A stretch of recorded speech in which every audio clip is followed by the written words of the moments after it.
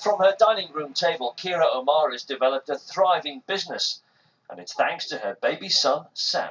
It came from my own experiences of breastfeeding my baby. I had Sam, well, he's 4.5 now. I was really self-conscious about breastfeeding in public and always trying to be discreet and use things to cover up, but I found that he'd either pull them off or he'd overheat with blankets. And when I started to look for a product on the market and found there wasn't one, I decided to do something about it. And this is what she came up with, a scarf which breastfeeding mums can use to feed baby discreetly.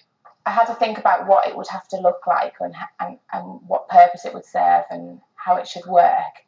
And then literally started looking at pieces of fabric and used a teddy bear to see how it would work really.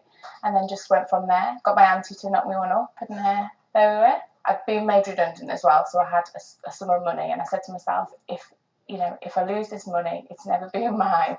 I'm just going to give it a go. I had to find a factory then. And I contacted somebody who had a vape business, and she gave me some really good advice and gave me some contacts. So used them to make it for me.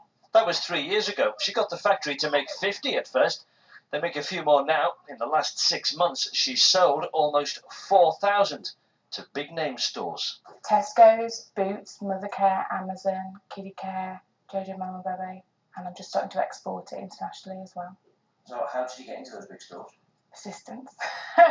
Trade shows are really good for meeting big buyers.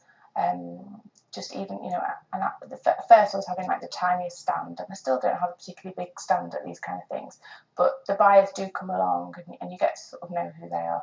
And it's just through sort of seeing them at events like that. I don't take a salary.